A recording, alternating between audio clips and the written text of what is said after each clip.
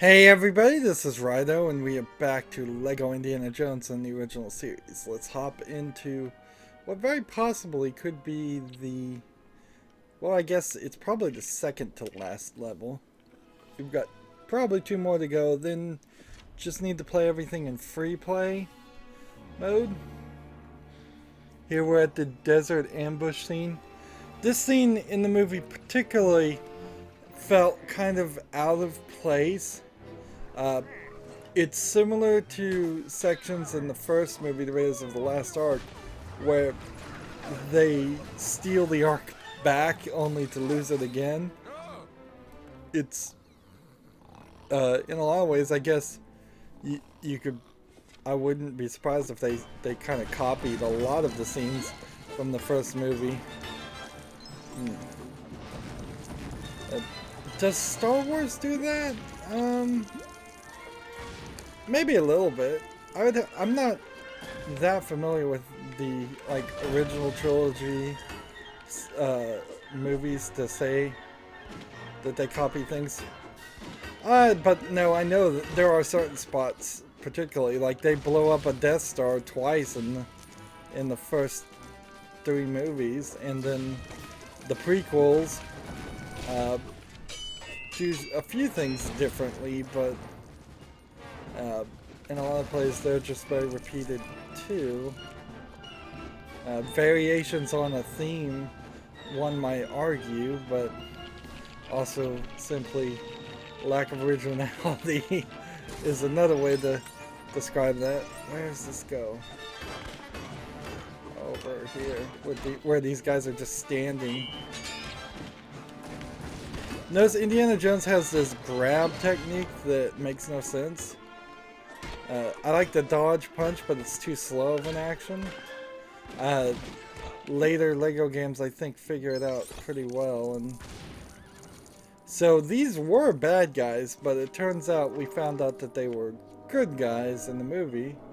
And here we have a get thrown up in the air by animals trick. So this horse specifically is here just so I can press A, and if I do it right, you'll notice there's a notch in the Lego horse where the character can sit. That is true in the Lego horses for real, and it's kind of disconcerting looking. It looks a little kind of like you cut out a section of the horse. Let's see. I don't believe anybody has the ability to do this. Notice how this ladder is slightly crooked too. That's interesting because it's off grid. See, does this guy have a book? No, he doesn't, but he does. This guy does have a shovel.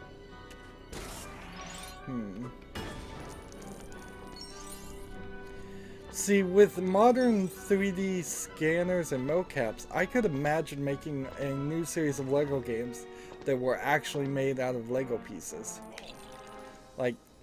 But I don't think that would be the right way to do it. If I like to watch my own creations that are posted to YouTube of people that make their own LEGO things, and they are cool, very cool, but I just don't think they would have the same video game like feel. It would be too artsy to make a game like that. You could certainly 3D scan creations and then skin over them so they are like this game where the characters swing their arms in ways the plastic actually wouldn't be able to swing, but nobody really notices that. Like, when you watch this character walk back and forth, his arms are swinging and bending back and forth. Lego pieces, their arms don't swing at the elbow at all. So, I guess there's something in here that I need to get. I think.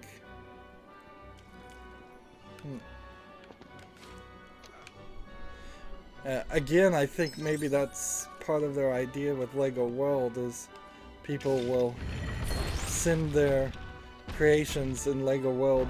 By default, it will be sent back to a server, and then TT Games can use all the creations and efforts of people playing Lego Worlds to have models of things made out of real Legos in their game, which won't work for very long until somebody comes out there and says, hey, I made this in Lego World, and it showed up in the next game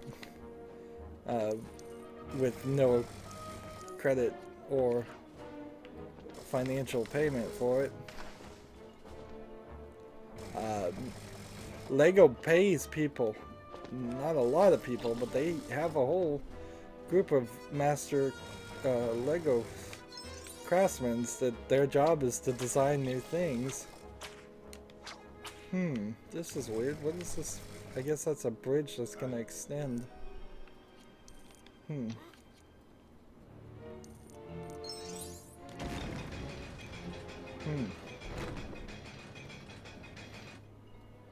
Well, whatever else was supposed to happen there. I suspect that there's a character we're gonna unlock that just is always carrying a key for free play mode. That would make some sense. It's cool here. You see, this device was actually built out of Legos in that animation. Later Lego games, they start cheating and they'll just speed it up so it seems like the pile of bricks that were there at the start could make the item, but they don't actually bother to show the player how to do it, or there actually is no way to do it. According to the True Adventurer, I'm now halfway through this level and we did nothing. And that scene was added to the movie completely. The main part of the scene is fighting on top of the tank as it's heading towards a cliff. Well, eventually the driver gets shot and heads towards a cliff. And here I'm getting blown up. So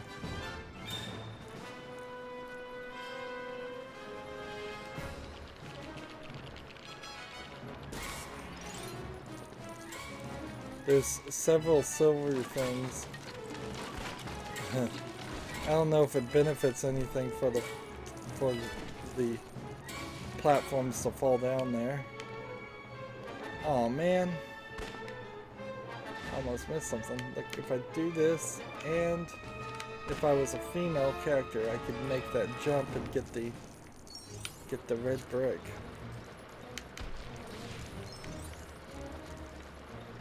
See, I don't know about like the score times 4 multiplier, so I'm making a mine. They didn't use mines at all in the movie. Like the score times 2, the score times 4, the score times 6, all of that I may get unlocked at unuseful times at the very end of the game. And if that turns out to be the case, then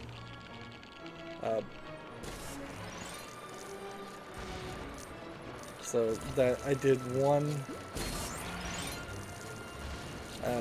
mine there to blow them up. I have to find 2 more mines. Here we see the Lego train tracks again. Lego train tracks underused in the series, honestly. I guess in most of the games they're in worlds where there aren't train tracks. But even in like the Lego movie video game, they had places where trains could have happened, and they didn't really use it, and they used a unirail instead at one point. Come on. Just fire. No, I'm just gonna stand right here and let him hit me. It's easier to just take the hit than it is to try and dodge the hit and have them readjust as the game is reloading. I mean lagging. It's not reloading. Thank goodness for that. That would be unacceptably unplayable if the game just randomly reloaded every now and then. On the issue of lagging, which we've had to talk about way more than we should have, because the right amount would have been 0, because there was no lagging. I really hope people can post on my videos and honestly say, look, here's the PC specs of my computer. It's no better or even worse than what you've got, and the games run from 0% to 100% completion perfectly fine and never lag. That would be amazing. I've gotten to the point where I'm wondering if maybe I played Lego Star Wars on my laptop before I got on my new computer, and it really is something that is uniquely specific to my video card or my processor or something like that. It wouldn't make any sense because it still doesn't explain all the other games I've played,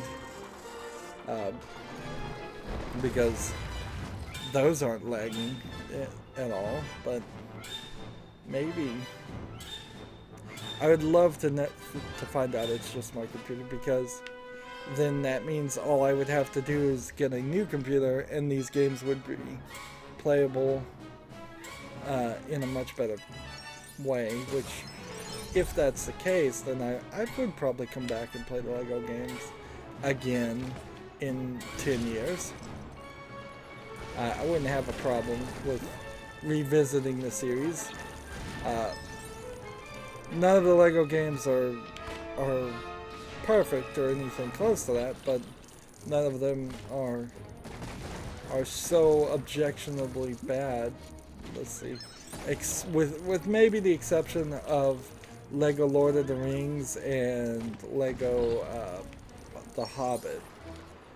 The other ones are kind of fine to play, and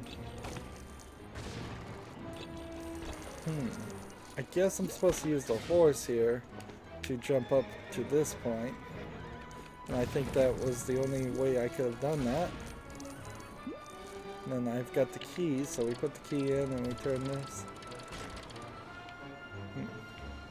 What's funny about the key mechanic is it kind of disappears in some of the future Lego games. It comes and it goes. Clearly what it shows is a issue of there being at least 2 teams that make these Lego games, and one team will go one way with an idea and then reuse it in all of their games, and then the other team will go a different way. Oh, really? Oh, this is ridiculous. It has something to do with textures, I think. But I am really just wildly speculating. Because why would there... I can't make it quite up there. Why would there be black shadows over the characters if when it lags up? Now we don't have a boss thing here, so I'm just gonna jump over all these.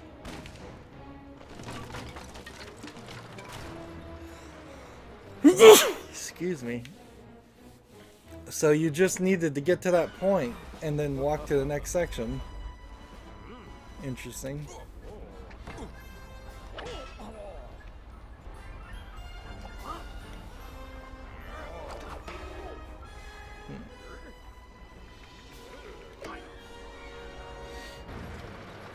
So now we are kind of at the point when the movie actually had a scene. There was a whole scene where his satchel that he has got caught on one of the side guns of a tank, and he was holding on for dear life as he was getting dragged on the desert ground. And trying to pull himself up. We saw a scene like this earlier where bad guys were appearing everywhere, and you were supposed to jump forward on the look at his health. Lego never really figured out the health bar stuff. Like, that guy had 10 hearts, it seemed like, but I could punch him 3 times and take out 3, and then that just triggered the next thing. The better way to do that would be that, honestly, they should just get rid of the heart indicator altogether, and just have you punch him a few times, and then it triggers it.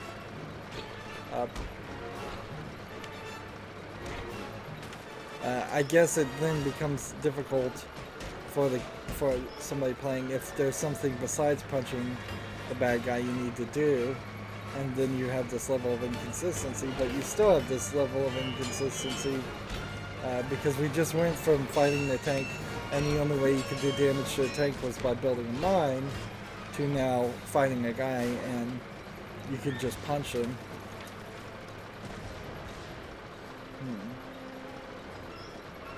And see, we're getting some really interesting